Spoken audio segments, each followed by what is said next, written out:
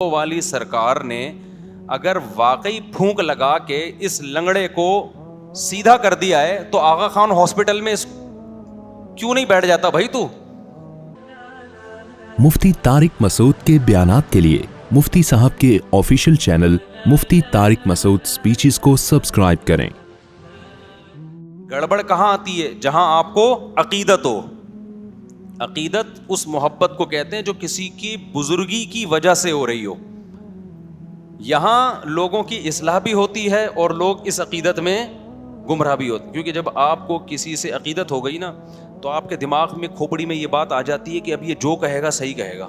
جیسے پھونکوں والی سرکار، لوگوں کو عقیدت ہو گئی نا، اب لوگ یہ نہیں دیکھ رہے کہ پھونکوں والی سرکار نے اگر واقعی پھونک لگا کے اس لنگڑے کو سیدھا کر دیا ہے تو آغا خان ہاسپٹل میں کیوں نہیں بیٹھ جاتا بھائی تو؟ کامن سینس کی بات ہے نا بھائی، اتنے معذور آ رہے ہیں بائکوں سے گرنے والے، آپ ایک سلنڈر میں پھونک بھر کے دے دیں، ہم اسی سلنڈر سے لوگوں کو اسپرے کرتے رہیں گے، ٹانگیں صحیح ہوتی رہیں گی۔ کیا خیال ہے بھائی؟ لیکن عقیدت انسان کو اندھا کر دیتی ہے۔ بس لوگوں نے فرض کر لیا پہنچی ہوئی سرکار ہے، یہ اب پہنچی ہوئی ہے تو جو مردی جھوٹ بولتی رہے سرکار، بکواس کرتی رہے، الو بناتی رہے، لوگ نہیں پیچھے ہٹنے والے۔ وہ آیا تھا نا کہ کوئی عراقی آیا تھا کچھ دن پہلے، وہ پھونکو لگا کے بڑے ہی اس کی تعریف ہے، جی پھونک لگاتا ہے تو یہ ہو جاتا ہے۔ میں نے کہا 2 نمبر آدمی ہے۔ کہہ رہے نہیں حضرت آپ کو کیا پتا۔ تو میں نے کہا بھائی کون سی کرامت کی قسم ہے؟ کرامت کا صدور کبھی کبھار کسی سے ہو جاتا ہے، وہ بھی بزرگ ہو۔ یہ تو آیا کرامت سینٹر کھولا ہوا ہے اس نے تو پورا، تو کرامت سینٹر کھول لیا اس نے بھائی پورا۔ تو اتنی کرامتیں تو قرآن میں اہل اللہ کی بیان نہیں ہوئی ہیں جی، ہر ایک کوئی ٹھیک کرتا جا رہا ہے اور جو مسئلہ ہو اس کا حل اس کے پاس موجود ہے۔ لیکن ہمارے بڑے بڑے لوگ متاثر تھے، اس کے بعد جب بھاگا ہے تو پتا چلا کہ یہ بھی ڈرامہ تھا۔ تو یہ عقیدت ہے انسان کو کیا کر دیتی ہے؟ اندھا۔ اللہ کرے بیوی کو شوہر سے عقیدت ہو جائے، کیا خیال ہے؟ یہ نہیں ہوتی، پتہ نہیں کیا مسئلہ ہے۔ محبت تو کرتی، عقیدت نہیں۔ عقیدت کا مطلب کہ بھائی بس محبت ہے، میرے بچوں کا باپ ہے، زیادہ بزرگ نہیں مانتی اس کو کہ جی عقیدت میں پاگل ہو جائے کہ میرے بہت میاں بہت اچھے بچے کیا ہیں۔ بھائی محبت ہے مجھے، میرے بچوں کا باپ ہے، گیس بجلی کا بل دے دیتا ہے، بہت اچھا آدمی ہے، محبت ہے اس وجہ سے، بیوہ نہیں ہونا چاہتی، طلاق بھی نہیں چاہتی۔ عقیدت نہیں ہوتی ہے۔ عقیدت کس سے ہوتی ہے؟ علماء سے، بزرگوں سے، مذہبی رہنماؤں سے۔ اب جس سے عقیدت ہو گئی وہ اگر ٹھیک ہے تو آپ اس سے عقیدت کی وجہ سے ٹھیک ہو جاؤ گے، اور جس سے عقیدت ہوئی ہے وہ اگر 2 نمبر ہے تو آپ اس سے عقیدت کی وجہ سے گمراہ ہو جاؤ گے۔ اس لیے عقیدت بہت محبت کر لو جس سے چاہو، اتنا بھی نہیں ہے کہ جس سے چاہو کرو، لیکن اس میں وہ اتنی خطرناک چیز نہیں ہے۔ عقیدت کرنے سے پہلے نا، کسی کو اچھا سمجھنے سے پہلے، اس کی بزرگی کا عقیدہ دل میں بٹھانے سے پہلے بہت دفعہ سوچو، پرکھو اس کو 20 طریقے سے۔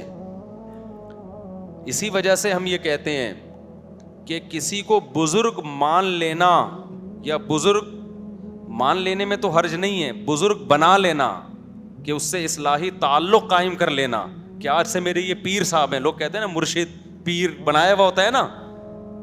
رشتہ تلاش کرنے میں اتنی تگ و دو نہ کیا کرو، لیکن کسی بزرگ سے بیعت ہونے میں اس سے زیادہ ٹینشن اٹھایا کرو، اس کو پرکھا کرو۔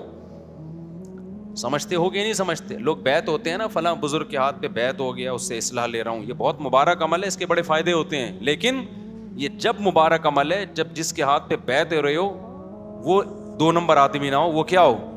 وہ 1 نمبر ہو، اس کے پاس علم بھی کامل ہو اور عمل بھی کامل ہو اور اصلاح کرنا بھی جانتا ہو اور سوسائٹی کا بھی علم ہو۔ 4 چیزیں ہیں اس زمانے میں کسی کو بزرگ بنانے کے لیے، چاروں میں سے ایک شرط بھی مارکیٹ سے شارٹ ہوگی نا، وہ الٹا نقصان ہوگا آپ کو۔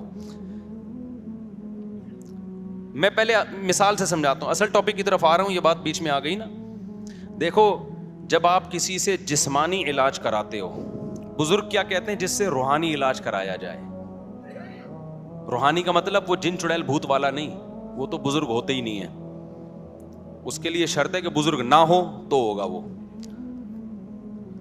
روحانی کا مطلب یہ ہے کہ دل سے دنیا کی محبت نکل جائے, نیک اعمال کا شوق پیدا ہو جائے, گناہوں سے نفرت ہو جائے.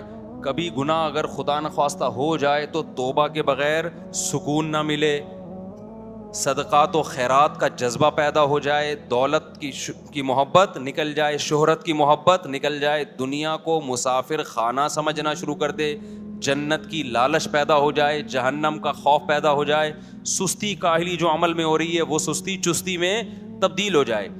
اس عمل کو روحانی علاج اور اصلاح کہا جاتا ہے شریعت کی روشنی میں. انسان کی زندگی کے دو پہلو ہیں, ایک جسمانی اور ایک روحانی. جسمانی ڈاکٹر ڈاکٹر کہلاتے ہیں, روحانی ڈاکٹر بزرگ کہلاتے ہیں. سمجھ میں آ رہی ہے بات کہ نہیں آ رہی ہے؟ صحابہ کرام جسمانی علاج حکیم اور طبیب سے کرواتے تھے, روحانی علاج کے لیے اللہ نے کس کو بھیجا؟ محمد صلی اللہ علیہ وسلم کو. کیا مطلب؟ یزکیہم, نبی کا کام ہے ان کا تزکیہ کرنا, ان کو گناہوں سے پاک کرنا, توبہ کروانا ان سے, عقیدہ بھی پاک ہو جائے اور عمل بھی پاک ہو جائے. تو یہ روحانی. تو نبی کے بعد صحابہ روحانی معالج تھے, تابعین کے, تابعین کے بعد تابعین, تبع تابعین کے لیے. یہ سلسلہ سینہ بسینہ آج تک چلا آ رہا ہے. یہ جو 4 سلسلے ہیں نا, نقش بندی, قادری, سہراوردی اور چشتی, یہ چاروں سلسلے اسی کی کڑی ہیں ایک, کہ باقاعدہ پھر اہل اللہ نے, اللہ والوں نے اس کو باقاعدہ ایک مرتب کیا, اس کو ایک نظام بنایا. جیسے فقہ پہلے بکھرا ہوا تھا نا, فقی مسائل, لیکن اس بکھرے ہوئے کام کو فقہا نے سمیٹ کے 4 سلسلوں میں بند کر دیا. حنفی, مالکی, شافعی, حنبلی, چاروں برحق ہیں. تو ایسے ہی جو اصلاح امت کا کام تھا نا, جس کو تصوف نام دیا جاتا ہے, یہ روحانی علاج کہا جاتا ہے, یہ بھی بکھرا ہوا تھا. تو یہ 4 سلسلوں میں کیا ہو گیا؟ بند ہو گیا. چشتی, قادری, سہراوردی اور نقش بندی, اس میں بڑے بڑے بزرگ گزرے ہیں. اب جیسے یہ جو 4 سلسلے حنفی, مالکی, شافعی, حنبلی, اس میں بڑے بڑے فقہا گزرے ہیں, لیکن بدعتی بھی گزرے ہیں. تو ایسے ہی یہ 4 تصوف کے سلسلے میں بڑے بڑے اللہ والے گزرے, مگر 2 نمبر بھی گزرے ہیں. کیونکہ فوراً لوگ مثال دیتے ہیں وہ فلاں 2 نمبر تھا. بھائی 2 نمبر تو ہر طبقے میں ہوتے ہیں نا, اس کا یہ مطلب تھوڑی ہوتا کہ سلسلہ ہی غلط ہو گیا. تو پوری دنیا میں جہاں بھی آپ جائیں گے نا, جتنے بڑے بڑے اللہ والے گزرے ہیں, میجورٹی انہی 4 سلسلوں میں سے کسی میں سے تعلق نظر آئے گا آپ کو. تو یہ کس کے لیے؟ روحانی علاج. اب روحانی علاج کا مطلب سمجھ گئے؟ کیونکہ یہ عامل لوگ پھر کیش کراتے ہیں, دیکھو مفتی صاحب بھی روحانی علاج کے قائل ہیں, لہذا آئیے چڑیل ہم سے بھگوائیے. وہ روحانی علاج نہیں.